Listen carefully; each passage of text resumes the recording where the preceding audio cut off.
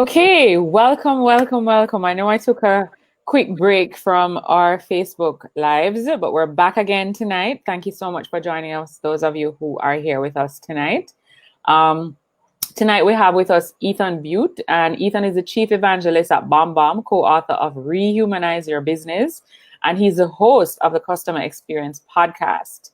Ethan has collected and shared video success stories in a variety of formats for a decade. He's even sent 10,000 videos himself. Prior to joining BombBomb, he spent a dozen years leading marketing teams inside local television stations in Chicago, Grand Rapids, and Colorado Springs, and he holds an undergraduate and graduate degree from the University of Michigan and UCCS in communication, psychology, and marketing. So, without further delay, welcome, Ethan. Thank you so much, Unique. It's great to reconnect, and it's fun to get this live thing kicked off again. All right. Yeah, I know, right?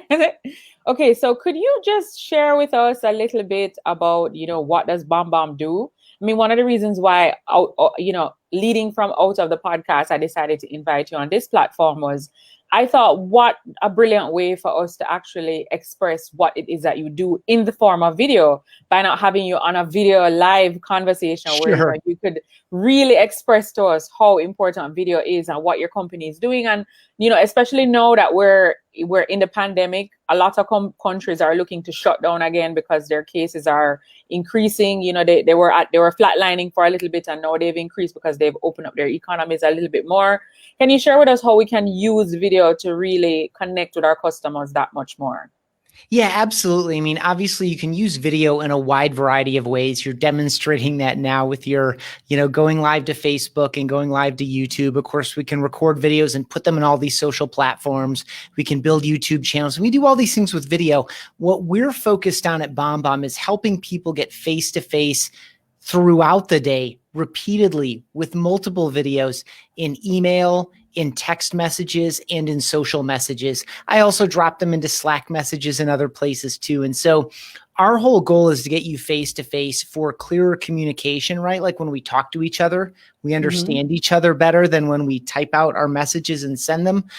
We also build human connection, this idea that we can feel like we know people even before we meet them in some cases, or we kind of reconnect. We build this psychological proximity with people, even when we're not physically proximate. And that's kind of like a nice additional benefit during a pandemic period when we can't, by law in some cases, get physically close to other people. We can still build that psychological proximity. And then ultimately what we're seeing is that when you replace some of the email, replace some of the text that your email is made of and add a video in there instead, that you tend to get more people to reply and respond in favorable ways. So you're a bit more persuasive.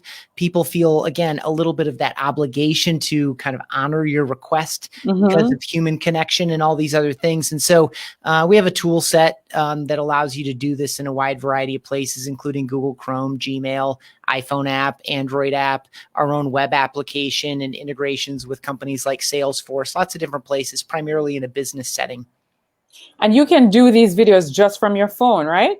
You don't have to have Absolutely. your computer to do it. You can actually just take your phone up and use it and get it done. Correct. Yeah. And so some people might be wondering right there, this is a very, very common question. I don't remember if we covered it in the podcast conversation, but people might wonder, especially when talking about the phone, like, can't I just do this myself? Right? Like, can I just record a video and send it in an email?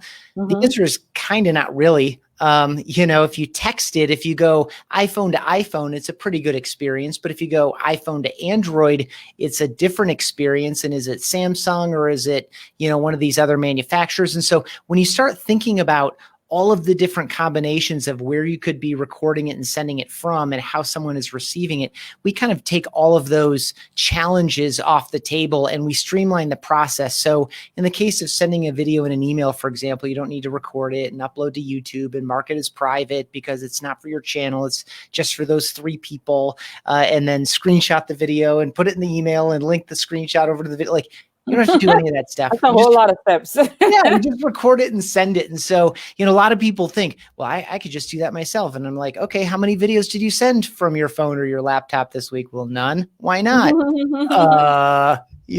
So we just make it easy, and again, I've sent more than 10,000 myself, and we've got about 1,000 customers who've sent 1,000 or more videos each. So I think that's a testament to It is fast and easy to do, and it is a more effective way to connect and communicate with people every day. All right. So those are definitely some strategies that your business can employ in order to ensure that you're delivering that kind of experience. Your role at BombBomb is Chief Evangelist, right? In customer service, I talk about this all the time, that at the end of the day, you're trying to create that experience where customers become your evangelists. They walk and talk and spread good news of your business. And so tell us a little bit about what evangelizing for BombBomb entails. Is it all of what I talk about as a customer service trainer? It is. I am out there spreading the good news about this situation, right? So, in putting someone as, so Chief Evangelist is not a very common title, but in technology and software, it's a little bit more common. For example, Microsoft has several evangelists. Amazon has several evangelists. And what's common there, as you already said about customers, like out there spreading the good news about you and your company and your brand and your product or your service. What I'm doing more of through conversations like these and other activities is really sharing the good news about a problem a lot of people don't have. And this is the opportunity to stay face to face with the people who matter most to your success, the opportunity to get face to face at scale, the opportunity to replace some of that plain typed out text that doesn't differentiate you, doesn't allow people to feel connected to you, and is not generally as effective as you think it is. I've cited a bunch of research in Rehumanize Your Business about how we overestimate our ability to communicate clearly in typed out text. And we also, we struggle with it. It provides a lot more anxiety than we typically give it credit for. And did I say it right? And you eliminate it and you copy and paste and you move it around and all this stuff.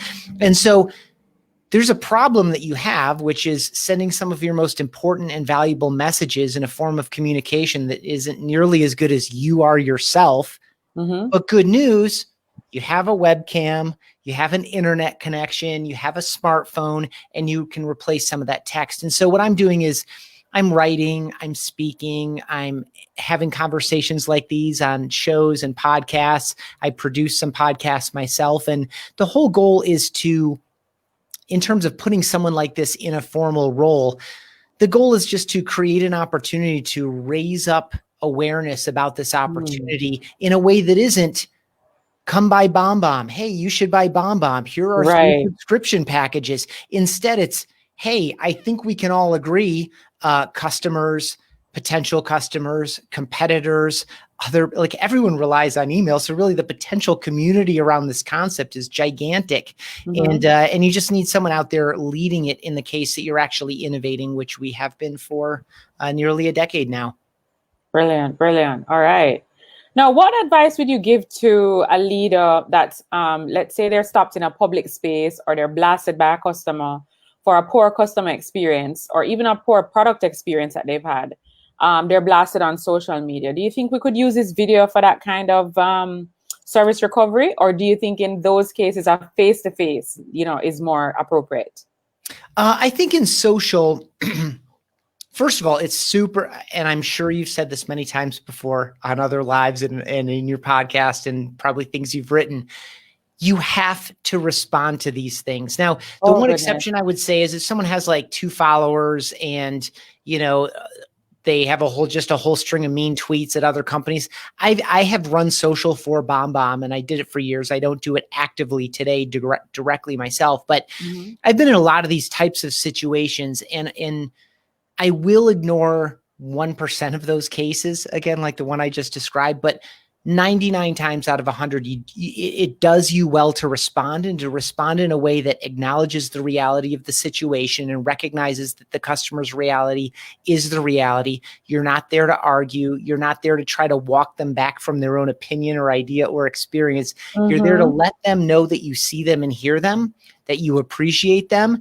And then if there is something to improve or fix or rectify or make good, then you can do some of those steps. And typically I would do that kind of offline in a more direct communication channel, whether it's a DM on that platform or by phone or by email or even over a Zoom call or something like that, face-to-face, as you said.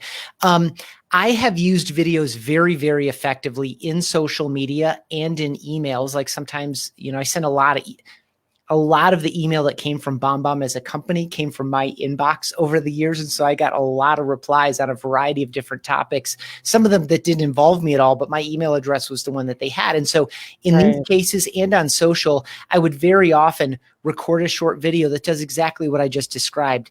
Hey, I completely understand what you're saying. I'm so sorry that you had that experience. Here are a couple reasons why that happens, and here's a path forward. Does that sound good to you? If so, next steps. And so the thing about the video is there's no faking the sincerity, right? Yeah, because they're seeing you. Right. And there's no faking the time and energy it takes to do that. So when I look you in the lens and I say, hey, Unique, I am so sorry that you've had that experience. Thank you for reaching out here on, in a Facebook message or here on Twitter or whatever the case may be. The more specific you can be, the more you can prove to them, I'm a real human being behind this brand, behind this social channel.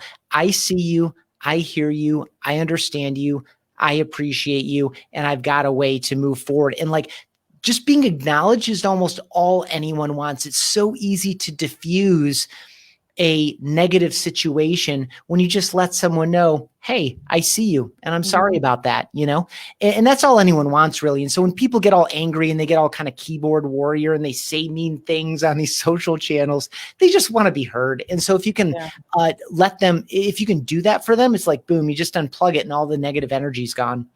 Good. So response is so important.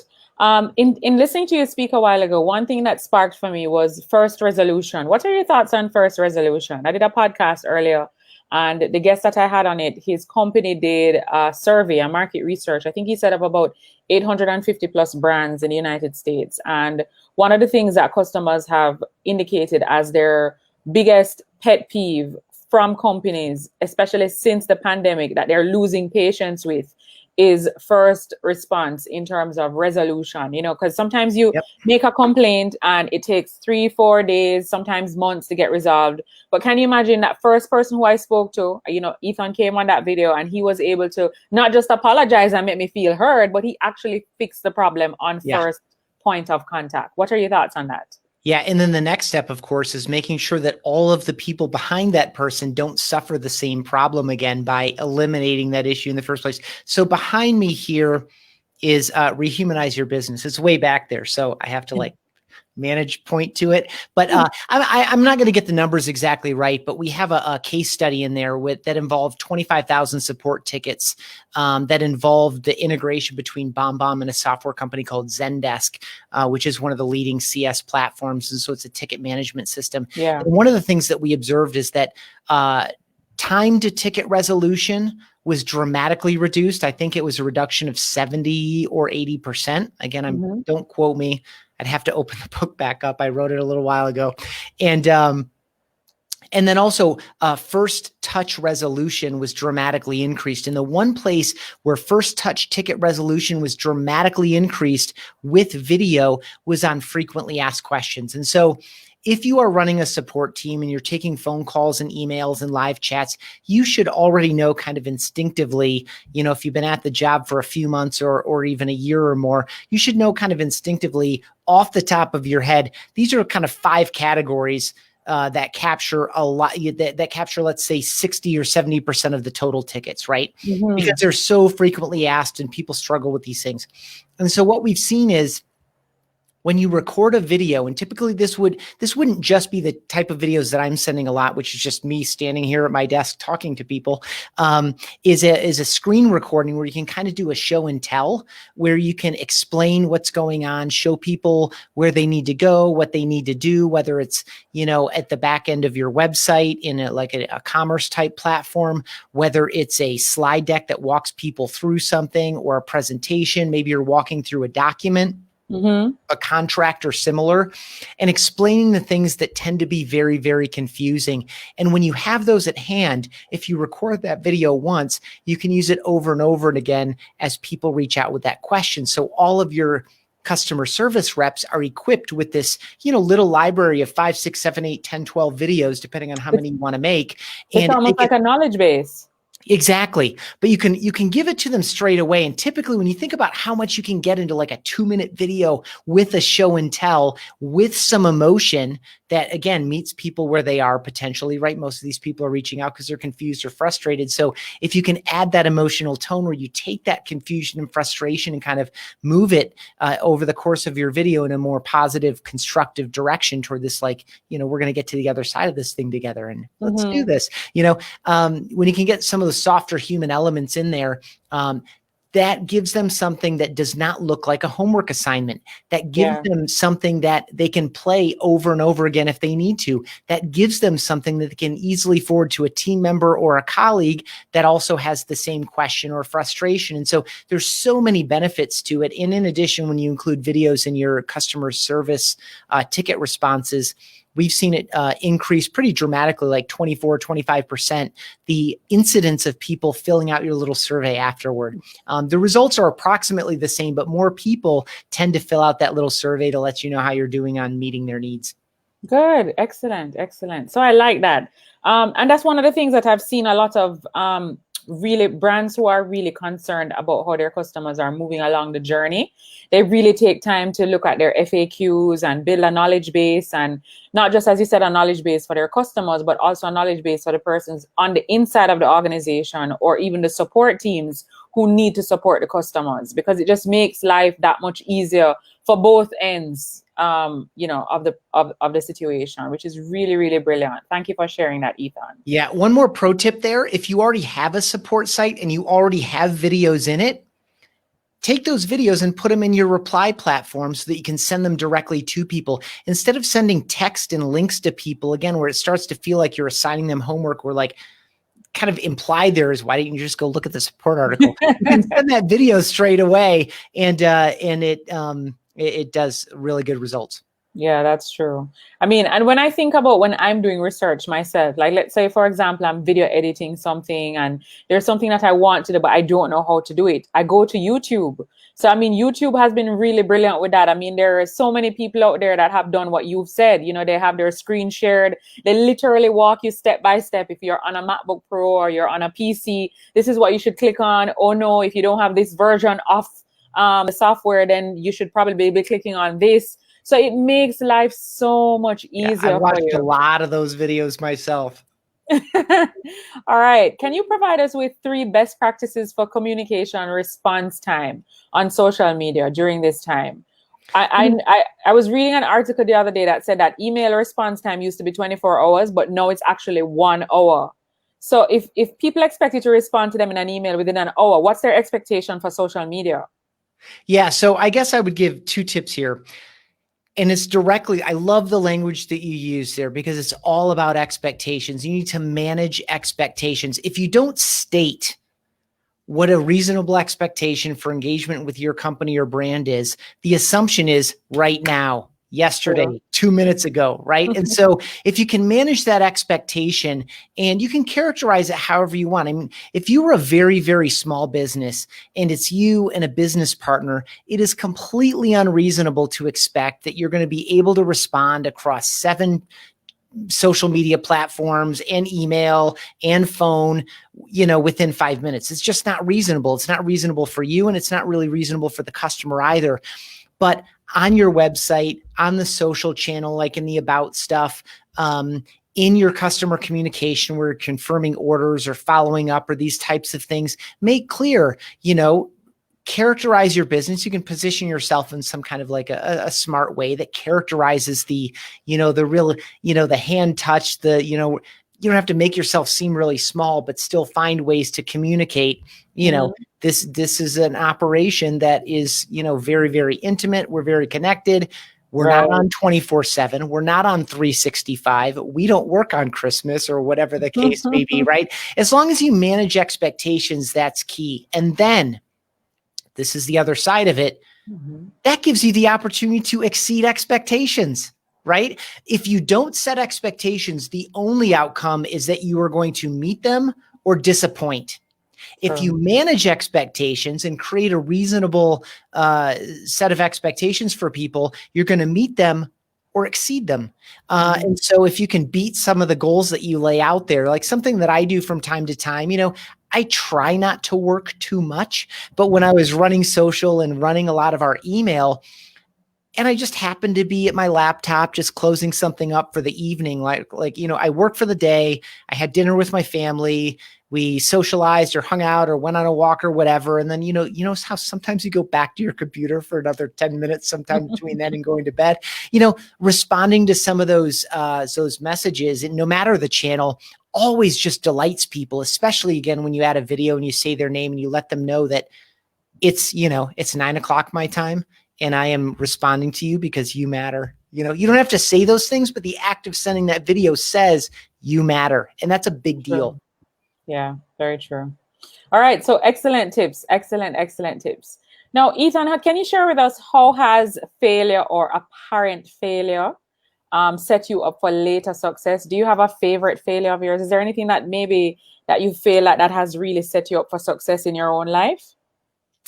Gosh, this is going to sound, I guess, not particularly humble. I can't think of too much failure. I mean, I'm thinking of, for me, something that's been a little bit challenging lately, and it's related to the role in title that you asked me about. There's not a clear definition of success for a chief evangelist. There is no common job description. And so I guess I'll tie that to the previous answer too, is, I manage expectations. I communicate very clearly with Steve, my co-author on the book, who is also my boss. He is our chief marketing officer. I over communicate and communicate with our leadership team and kind of, manage those expectations. They know what's going on, and, you got to stay humble and look for feedback. So, I'm in a really, really good place with my work, with my all pandemic, considered, with my family, with things that are going on. I haven't suffered too much, in 2020. Again, all things considered, so my options have been limited, but in general, most of my challenges, when I think about things that are like challenging for me, where I feel uncertain or out of my comfort zone or out of the norm, is really around, am I doing the right work? Am I doing the right work the right way? How would I know? It's not like I have a sales quota and I'm at 85% of pace, so I need to step on the pedal a little bit. I just don't even know. And nobody knows is the thing. And so open communication is the key there, as is like setting your own expectations. I have high standards for myself, so it's usually not an issue, but making sure that you're listening to what other people expect from you as well, so that you can, honor people's needs and interests. Great. One of the things that really piqued my interest just now when you were talking was over communicating. It's something that I talk about a lot when I do training. And I think in a lot of organizations, they think that once they've said something one time, it's enough.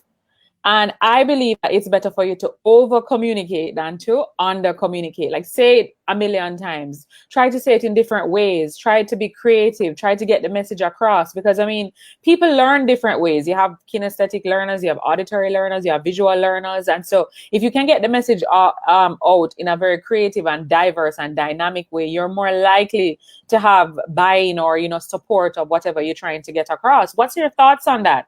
Seeing that you just mentioned you have to over communicate to your leaders. Yeah, it's a fantastic observation, and I'll give you a couple thoughts on it. First, over communicating with customers, I like it. If I place an order, I would much rather get a, hey, we got your order. Hey, we're packing your order. Hey, we shipped your order. Hey, click here if you want to track your order. Hey, it looks like your order arrived. We want to make sure that, that everything looks good. Hey, if you liked everything, go leave us a review. Like, I'd rather have 5 or 6 emails than none. Right. So I'm wearing these glasses. I ordered them maybe 6 months ago. I ordered prescription sunglasses at the same time from a company, and I got no confirmation at all. I had to actively reach out to them like, hey, I just spent like $200 on these prescription sunglasses. Like, I already got my regular ones. I haven't gotten these, what's going on? Different companies, by the way. And, anyway, more is always better than less. But the most important thing about that, and for people who are watching, scrub back the video and watch this again, the way Unique asked this question, because it's so, so good. I think it's especially important. What you got me going on in my mind as you were asking that question or setting it up was internal communication, right? Your company, your marketing, your branding, it's all setting up this kind of brand promise and these expectations. But it's up to especially your customer facing team members and employees to honor that promise through an excellent customer experience, right? So all of the advertising you might be running, your website, all the really nice copy you wrote where you got really clever and creative and did market research to make sure it was informed. And so we're presenting ourselves the right way. It's up to your customer facing people in particular, but your whole team in general to honor that promise. And the customer's experience is the fulfillment or failure or kind of meeting right where it is of that promise. And so what we tend to do is we create these campaigns or these ideas, we update things, we maybe change our product or service offering, and we do all of the outside communication, but we don't do enough of the internal communication, not only just so that people know what's going on, because there's nothing more frustrating than getting a call from a customer about a feature you didn't even know was launched or about a product you didn't even know you're selling, but not just that knowledge. The knowledge is key, but that buy-in. Why are we doing this? Why does it matter to me? Why should I be excited about this? So that when I communicate with people in a customer-facing role, sales, CS, or otherwise, that people can feel that you're proud of it, that you're excited about it, that there is clear value, that you do understand why you're offering it and why someone might want it and engage with it. And so email, Slack, team meetings, Zoom calls, video emails, physical mailers to people's homes if they're working at home in the case that it's like a really big campaign or launch. To your point, various forms of media, various channels over a prolonged period of time. I think I came up in marketing. And so I think about campaigns. I think about the ads we're going to run, the landing pages we're going to need, the email campaigns, kind of the if-then rules we want to write about those email campaigns and all these other touch points. And we need to think a little bit the same way with our employees so that we make sure, because that's where, again, the promise meets delivery or the rubber meets the road or however you want to describe it.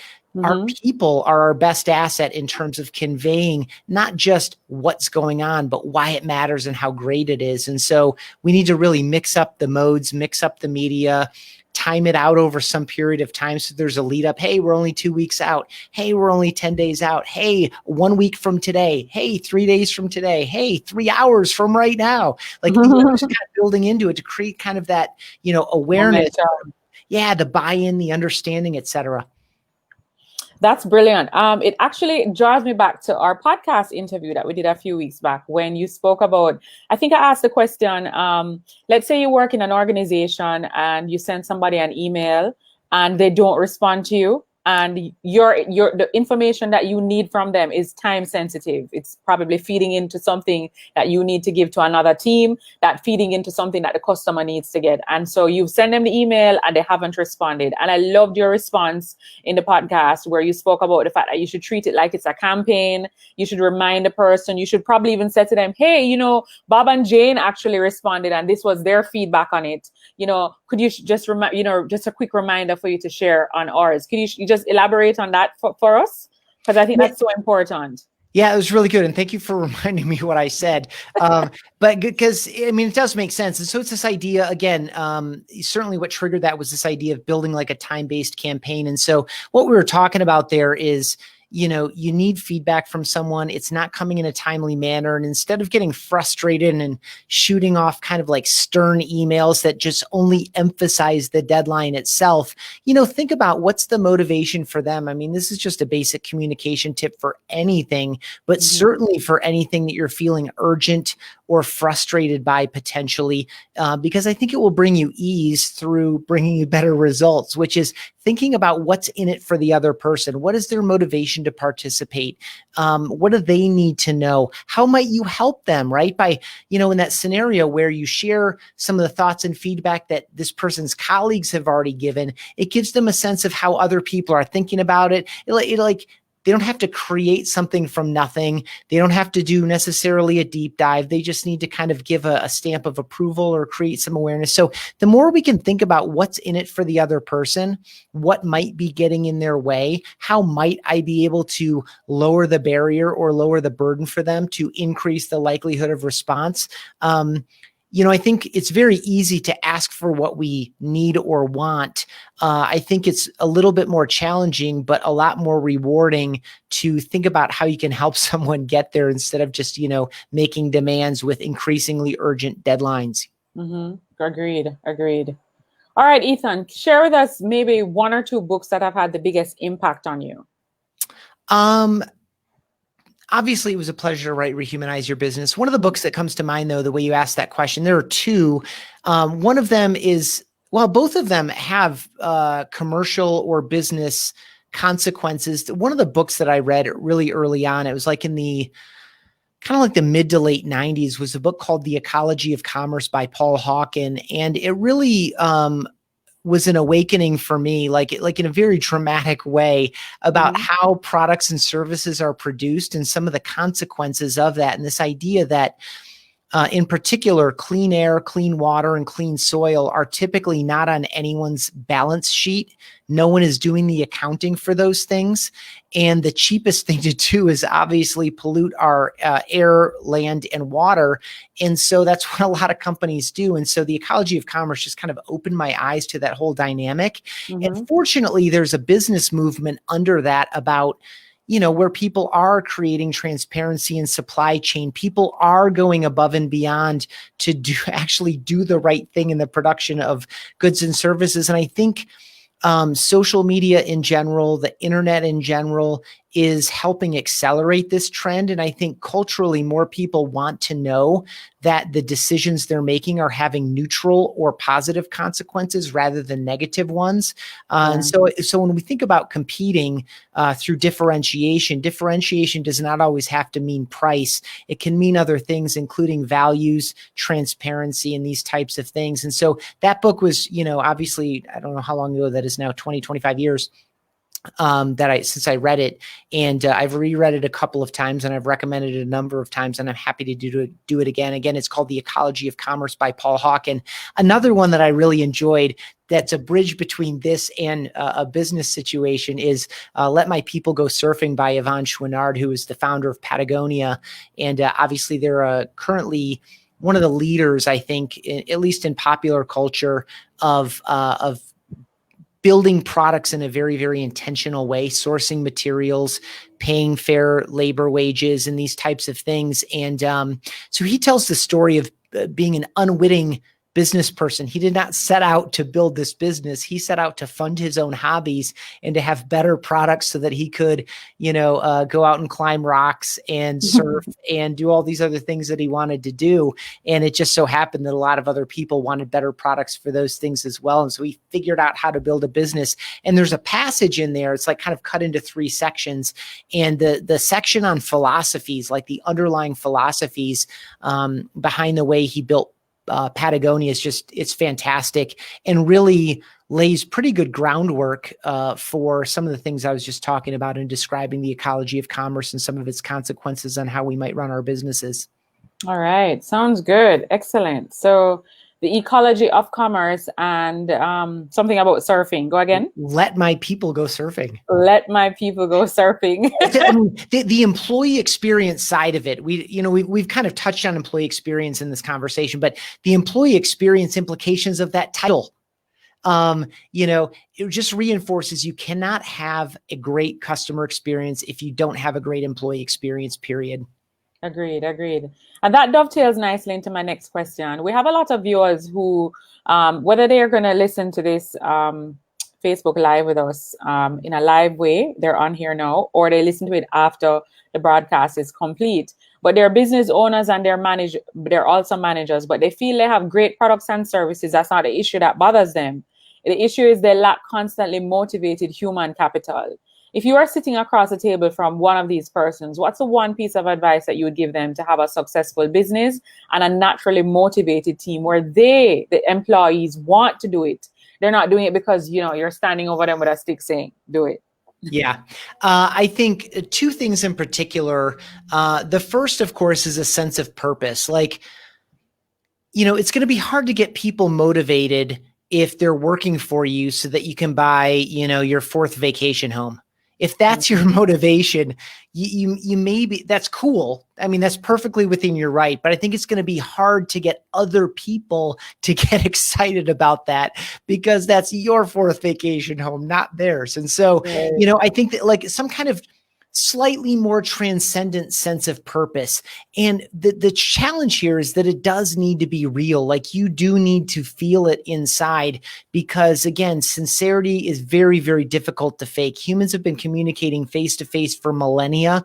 We are very good at sensing integrity between body language and the words that we're using and the tone that we're using versus kind of that gap where you're saying one thing, but your body is really revealing something else. And it often happens at a subconscious level, both for you as the speaker and for the other person as the recipient of your message.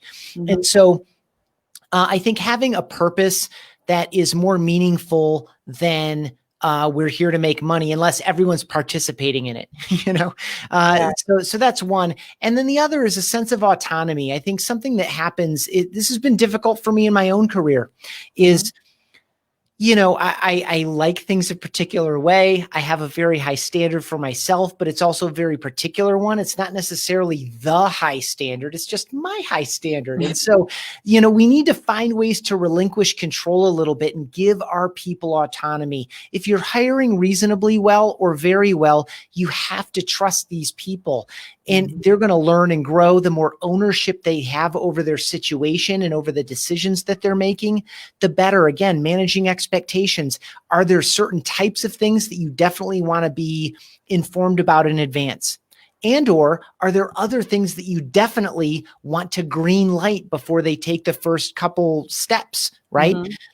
But everything else that falls below those two thresholds, let them do it and trust them and pay attention, be available for help, give them active feedback. Don't sit on feedback. If you're frustrated or confused with someone about the way they did something, but you have given them the autonomy to do it, don't hold that back and then all of a sudden unleash it when 3 of those incidences have come up.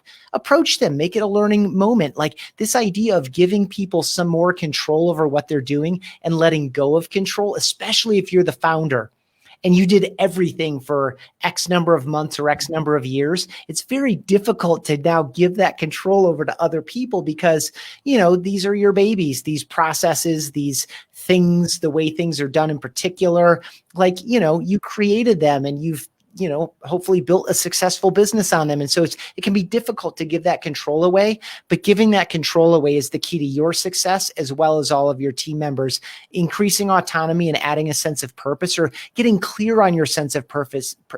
It could be a discovery process. It's not just about coming up with a slogan, putting it on the wall and putting it in the slide deck of the new employee orientation. Like it has to be real and you have to be able to talk about it, and employees need to be able to ask about it and explore it themselves. And then, once it becomes real within the internal culture, then you can start expressing it outward. You don't need to put it on the homepage of your website, but if you do have a greater sense of purpose, it's something that is organic and you can start to find different ways to use it, incorporate it into conversations, incorporate it into meetings and these types of things so that it's alive and dynamic and meaningful for people. Yeah. Brilliant. Excellent answer. Loved it so much, Ethan. Good. Okay, Ethan, can you tell us what's one thing that you are working on right now? Maybe something that's going on in your life that you're really excited about, something that you're working on either to develop yourself or your people. A couple things. One, I just completed a video adoption guide, basically going over all the common obstacles that people experience, incorporating videos we've kind of talked about here for themselves and or for their teams. That was really fun. And now it's in this process where I outlined it, got a bunch of feedback, did an initial draft, got a bunch of feedback, and then kind of it was mine for a while, several weeks. And now I'm giving it back and design's involved and some of the content producers are involved. And now it's this team effort to make it way better than it was when it was just kind of my own. And so you have to again, give those things out. My son, my wife and I are helping him apply to colleges and think about kind of the next steps in his life and his future career. So that's been a joy, speaking of setting things free. I mean, that's a big, scary thing for us. He's now 17, starting his senior year of high school. And so in the States, that's the next step for him. And so, and he's a school kid anyway. He loves it. And I am currently looking at some of the CX certification programs. A few different universities offer kind of it looks like an 8-module program. And so, I'm working on, I've done more than 100 episodes recorded. They haven't all released yet on the Customer Experience podcast. And I'm having conversations with CX experts like you. And, but I've never formally or really properly studied it. Not that it's a particularly easy thing to do. I think the discipline's pretty new. So I'm evaluating a couple of those options. And I think after a fall break coming up, I'll probably get involved and get that wrapped up, toward the end of this year or early next year. So that'll be kind of a fun journey too, to kind of formalize some of the stuff that I've really enjoyed talking about and learning about with folks such as yourself. Excellent. Excellent. Those all sound like great initiatives and activities that you're involved in that will keep you on your toes while you're doing them. Yeah, it's a lot.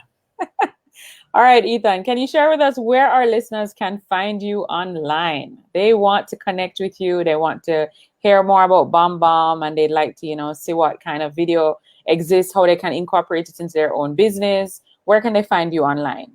Certainly. Again, my name is Ethan Beute. Last name is spelled Beute. And so I'm Ethan Beute on basically every social network.